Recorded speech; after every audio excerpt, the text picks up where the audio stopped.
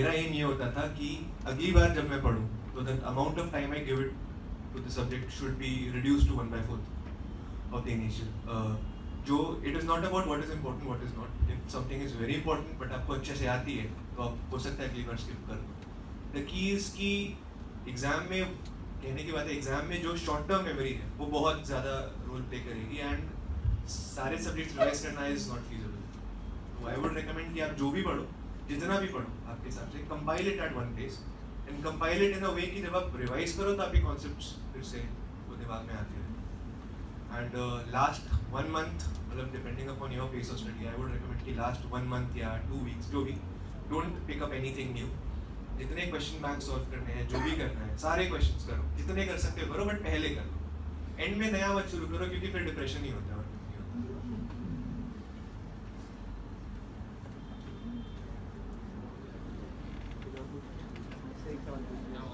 short subject or long subject? Should I ask a question on your behalf? Yes, sir.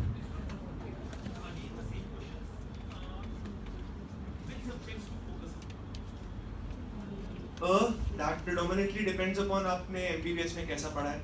अगर आपने नहीं पढ़ा है लाइक मी, तो first second year is the thing जो सबसे डिस्टिंक्ट है, जो कोई सीरियसली पढ़ता भी नहीं है।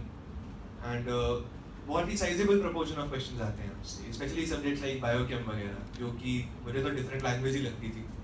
एंड आ जाते हैं स्पेशली फॉर एम्स में मेटाप बहुत ही ज़्यादा थोरली पूछा जाता है एंड डायरेक्ट क्वेश्चन कभी नहीं होते। Rate limiting enzyme, rate limiting step नहीं पूछा जाएगा। वो फास्ट, मतलब क्यों पता नहीं क्यों फीडिंग एंड फास्टिंग साइकिल से ही हर बार सवाल हो। तो आई वुड रिकमेंड कि फर्स्ट सेकेंड ईयर्स जितना थोरली प्रिपेयर किए जाए। एनाटमी जितना इमेज बेस्ड करो, क्योंकि इमेजेस ही आती हैं एनाटमी में तो मोस्टली। फिजियोलॉजी जितना कंसेप्चुअली कर लिया जाए। बायोकेम में मेटाप इज़ अ मस्ट। एंड उसके अलावा फर्स्ट सेकेंड ईयर में बेसिकली द थिंग इज कि अगर आपका सेकेंड ईयर थोरली प्रिपेयर्ड है तो आपका मेडिसिन एंड सर्जरी का भी साइजेबल चंक उससे कवर हो जाता है, क्योंकि मेडिसिन सर्जरी में भी ड्रग्स पे बहुत सवाल होते हैं, पैथोफिजियोलॉजी पे बहुत सवाल होते हैं। तो फर्स्ट सेकेंड पहले 2 साल बहुत ही थोरली। एंड PSM डेफिनेटली, क्योंकि मुझे तो पढ़ने में मज़ा नहीं आता था बिल्कुल भी, बट बहुत ही सारे सवाल आते हैं, स्पेशली दी अपडेट्स। हमारे उसमें बहुत अपडेट्स हुए थे, RNTCP अपडेट हुआ था, नाको अपडेट हुआ था, हेल्थ पॉलिसी नहीं आई थी। तो वी वर अवेयर कि इसमें से कुछ ना कुछ सवाल तो आएगा, एंड आया भी था। RNTCP में जो चेंज हुआ था कि CB नाट का रोल क्या है, इसके ऊपर सवाल था। तो ये है मोस्ट इम्पोर्टेंट।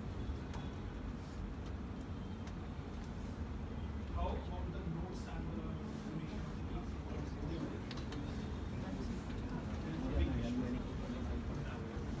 TND नोट्स का मुझे सबसे वो लगा था इम्पोर्टेंट रोल इस कोर्स में, क्योंकि they are very easy to revise. And वही जो बोला, रिवीजन कैसे करना है। अगर predominantly text book based preparation है तो रिवीजन करना इज वेरी डिफिकल्ट, क्योंकि आप थोरली एक बार पढ़ लोगे, बट फिर वही होता है, when you give the test you will realise कि हाँ मैंने ये पढ़ा है, बट आंसर क्या है मुझे याद नहीं। तो TND is one of the most efficient ways to revise. और TND में भी जो मैं करता था वो कि मैं पेपर का टॉप 50-60% पे लिखता था, नीचे का 40% छोड़ देता था। एंड जब मैं सब्सिक्वेंटली किसी टेक्स्ट बुक से वो पढ़ता था तो जो भी इंपॉर्टेंट कॉन्सेप्ट या डायग्राम या वन लाइनर जो भी मिल गया, मैं उसे वहाँ कर देता था, ताकि एंड में जब मैं पढ़ूँ तो मुझे बस ये रजिस्टर चाटना है और कुछ नहीं करना। एंड हो जाता है, उससे काम आसानी से हो जाता है, क्योंकि जितनी बार रिवाइज करोगे उतना बेटर रहेगा। एंड एक बार आप कितना भी थोरली पढ़ लो, 1 मंथ की बात है, उसके बाद सब गायब हो जाएगा। फैक्ट्स है तो 2 दिन में भी गायब हो सकते हैं, 6 घंटे इनफैक्ट मैंने एक्सपीरियंस किया है।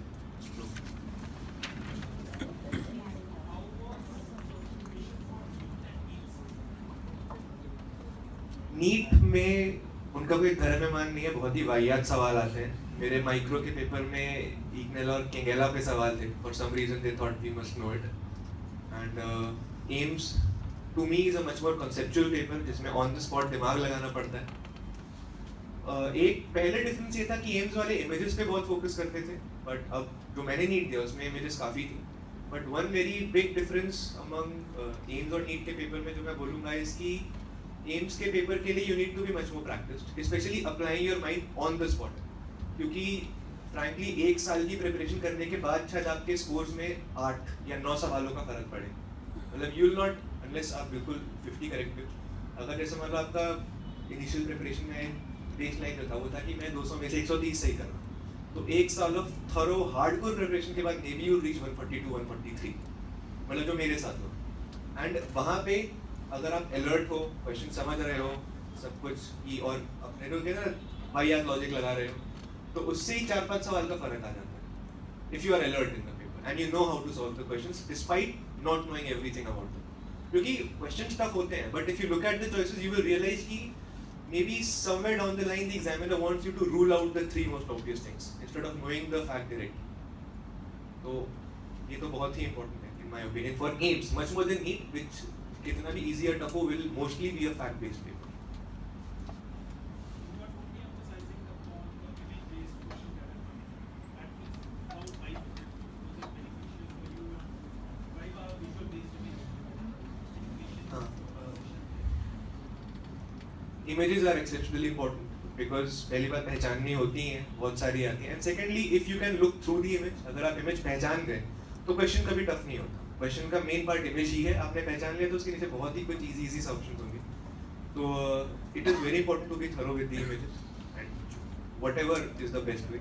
मैं इंटर्नशिप में सोचा था कि पूरी रॉबिन्स की इमेजेस देख लूँगा, वो तो हुआ नहीं, एंड एम्स में फिर थोड़ा प्रॉब्लम ही हो गया। तो if you can get a supplement जिसमें सब कुछ इमेजेस हैं और उसके रेलेवेंट पॉइंट्स दिए हुए हैं, तो that is the best way to go about it, क्योंकि हिस्टोपैथ बहुत सारे आए हैं, हमारे में भी आए हैं, and although histopath में one thing that is very good about them is कि pathognomic features ही आएंगे, है ना, टेढ़े मेढ़ी चीज़ें नहीं आएंगी, बट वही इमेजेस आनी चाहिए। और अब तो अगर काइमोग्राफ्स आ गए तो फिर तो सही में कोई भी हर सब एनाटमी में तो इमेजेस ही इमेजेस हैं, फिजियोलॉजी में भी अब इमेजेस आ गई, I am pretty sure biochem में भी इमेजेस लाने का जुगाड़ ढूंढ लेंगे वो। तो इमेजेस आर एक्सेप्शनली इम्पोर्टेंट क्योंकि they are very scoring, and end में पढ़ के जाओगे तो 5-6 सवालों का फायदा हो जाएगा उससे, and 6 questions will make a very big difference here.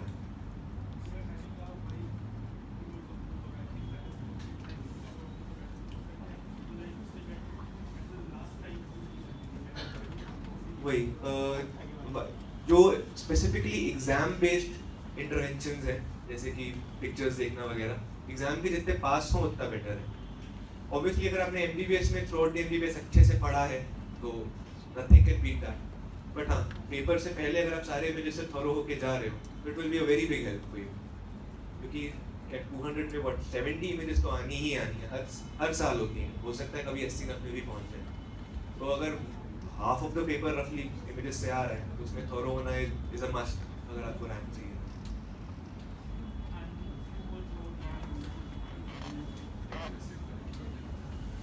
Surgery वाले सर सही है, स्पेशली कंसिडरिंग कि एक्यूट क्रिटिकल केयर और ट्रॉमा से बहुत सवाल आ रहे हैं। For some reason GIT is being ignored more and मोर।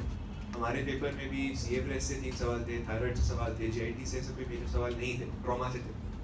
तो ट्रॉमा का क्योंकि बेसिकली सीन है कि गाइडलाइंस बहुत ही वेल फॉर्मुलेटेड और रिजिड है कि है यही गाइडलाइन है, और एटलीस्ट हमारे कॉलेज में एमबीबीएस में ट्रॉमा उतना नहीं पढ़ाया जाता था। तो उस मामले में उनकी क्लास बहुत सही है, he will give you the entire flow charts कि एक्यूट ट्रॉमा वगैरह कैसे मैनेज हो, एंड उससे ही आपके 3-4 सवाल लगते हैं। एंड